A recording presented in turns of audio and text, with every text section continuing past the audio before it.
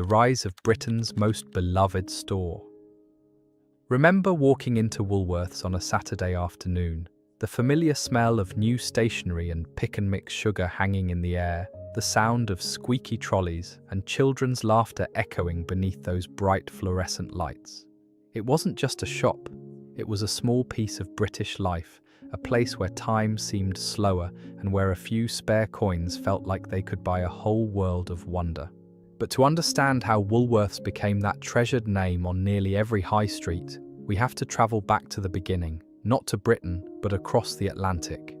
In 1879, a young man named Frank Winfield Woolworth opened his first five-and-dime store in Utica, New York. His idea was simple, yet revolutionary: sell everyday goods cheaply and make profit through volume. It was the kind of thinking that suited a new, fast-moving world, and it worked. Within a few short years, Woolworth stores spread across America, becoming a retail phenomenon. By the turn of the 20th century, Woolworth's name was already synonymous with value and variety. Then, in 1909, the story crossed the ocean. The first British Woolworths opened its doors in Liverpool, and the response was immediate. Crowds poured in, curious about this bright new store that promised nothing over sixpence. For families struggling to make ends meet in Edwardian Britain, it felt like magic. Through the 1920s and 30s, Woolworths expanded at a staggering pace, dozens of new branches each year. By 1930, there were already over 400 stores across the country. By 1939, that number had nearly doubled to more than 700. The stores themselves were different from anything the British public had seen before. They were light, open, and inviting. Goods were laid out in the open, not locked behind counters. Shoppers could pick up items, inspect them, and choose for themselves, something unheard of at the time. It wasn't just a new way to shop, it was a new way to live. For the first time, ordinary people felt empowered on the high street. A mother could take her children into Woolworths and buy them a treat without worrying about the cost. A working man could pick up tools or socks on payday and still have a few pennies left for a newspaper and a cuppa. Then came the dark years of the Second World War. While much of Britain was plunged into uncertainty, Woolworths carried on trading. Its stores, familiar and comforting, became beacons of normal life amid the chaos. Many branches were damaged or destroyed during the Blitz, but the company rebuilt again and again. One tragedy, however, would mark the brand forever. In 1944, a bomb struck the Woolworths in New Cross, London, killing 168 people, one of the worst civilian losses of the war. Yet even in the face of that devastation, the chain endured. When peace returned, Woolworths was ready to thrive once more. Rationing began to fade, wages slowly rose, and Britain entered a new era of hope and consumer confidence. For millions, Woolworths became the symbol of that brighter post-war world. It was where you could buy your first record, your first lipstick, or your first toy train. By the 1950s and 60s, Woolworths had become woven into the fabric of British life. The red-fronted shop stood proudly in nearly every town centre. By the mid-1960s, there were 1,141 branches across Britain, an extraordinary reach. The Woolworths name meant familiarity, comfort, and trust. People spoke of going down to Woolies with the same affection they reserved for family rituals. Step inside one of those stores, and you could feel the heartbeat of everyday Britain. The clatter of coins at the tills, the smell of polished floors, rows of sweets, tins of paint, school notebooks, records, and socks, all under one roof. For children, it was a treasure chest. They'd save up pocket money to buy Matchbox cars or Barbie dolls, sneaking a few extra sweets into their paper bags at the legendary pick-and-mix counter. For teenagers, Woolworths meant freedom, a place to flip through vinyl singles, debating whether to buy the Beatles or the Rolling Stones that week. And for parents, it was practicality, school uniforms, Christmas presents, and all the little bits that kept a household running. By then, Woolworths was more than a retailer. It was a shared experience, a rhythm of British life that tied generations together. Its bright red logo was as familiar as the post box on the corner or the black cab on the street. Inside, everything felt possible. You could walk in with a few shillings and leave with a sense of accomplishment. You'd met friends there, bumped into neighbours, maybe even found your first job stacking shelves. It was a place of community, wrapped in the simple joy of everyday shopping. The genius of Woolworths lay not in glamour, but in accessibility. It brought colour, convenience, and excitement to ordinary people's lives. You didn't need to be wealthy to feel a little thrill. But as Britain moved into the late 1970s and early 1980s, subtle changes began to stir. The world outside was shifting. New competitors, new shopping habits, and the first hints of corporate uncertainty. For now, though, Woolworths still stood strong, its windows bright, its aisles busy, its staff in crisp uniforms greeting loyal customers day after day.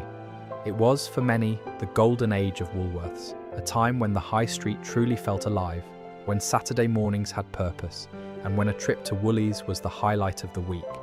Yet, as we'll soon see, that golden glow wouldn't last forever. The red signs that once symbolized joy and simplicity were heading toward challenges no one could have imagined. The fall, and the legacy that never faded. By the early 1980s, the hum inside Woolworths stores still sounded cheerful. Children tugging at parents' coats, tills ringing, staff in red aprons smiling from behind the counters. Yet behind that comforting facade, change was already creeping in. In 1982, the American parent company, the F.W. Woolworth Company, decided to part ways with its British arm. The chain was sold to Kingfisher plc, a homegrown retail group that also owned B&Q and Comet.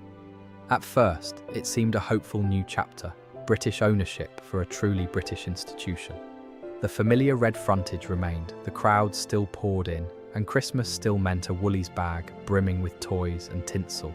But beneath the bustle, the market was shifting. Supermarkets began expanding beyond food. Tesco, Sainsbury's and Asda started stocking everything from records to homeware.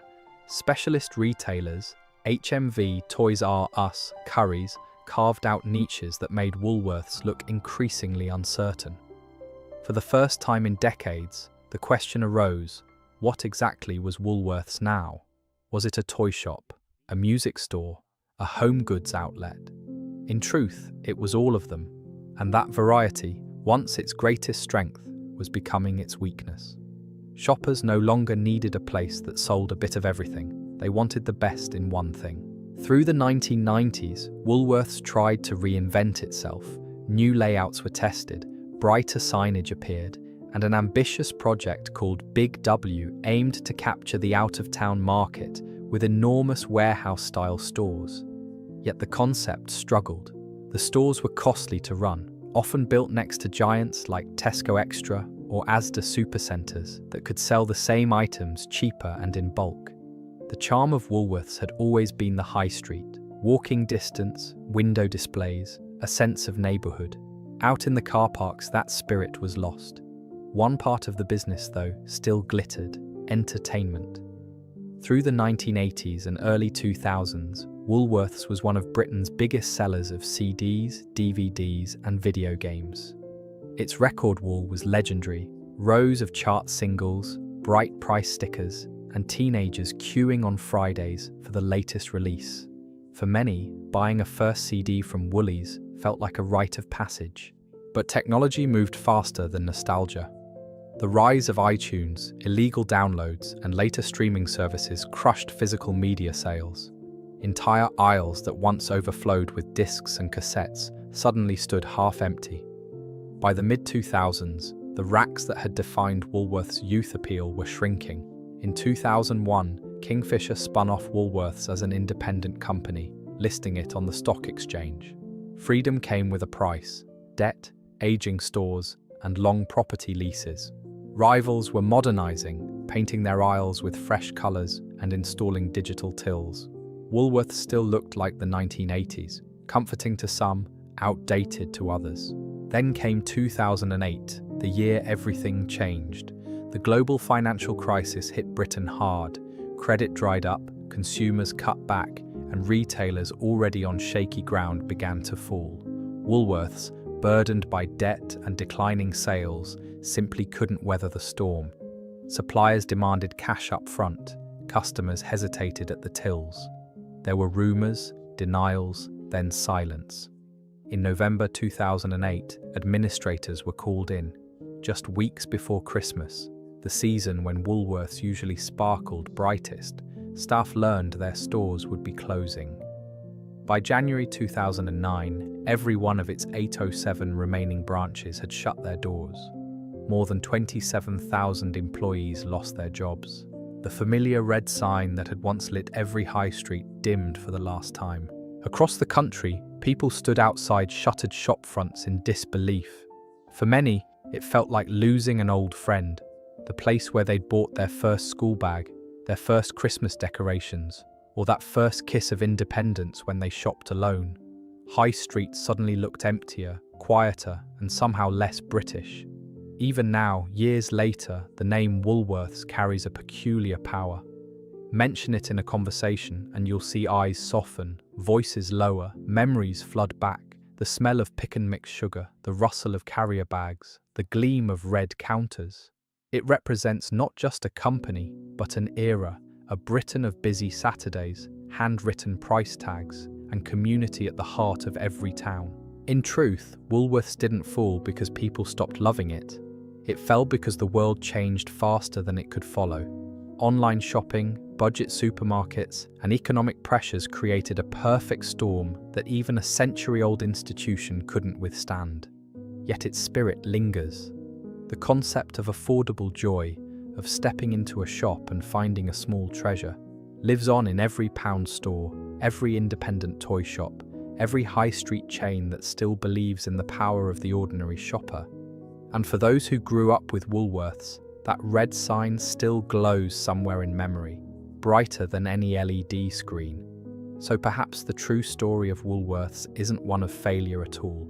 It's the story of a Britain that once gathered under its roof, young and old, rich and poor, side by side at the sweet counter, smiling, choosing, belonging. In every sense, Woolworths was the people's shop. The storefronts may be gone, but the feeling remains. That mix of excitement and comfort, of possibility and nostalgia, it still hums quietly in the British soul. Because for anyone who lived it, Woolworths will always mean more than bargains. It will mean being part of something simple, shared, and beautifully ordinary. Outro for voiceover. And so, as another page of British history closes, we're left with one simple question. What's your favourite Woolworths memory? Was it the pick and mix, the record wall, or that little something you bought with your very first pay packet? Tell us in the comments below. Your stories keep these memories alive. And if you'd like to revisit more moments from Britain's past, don't forget to subscribe to Inside Britain, where every week we bring back the places, people, and memories that made our islands home.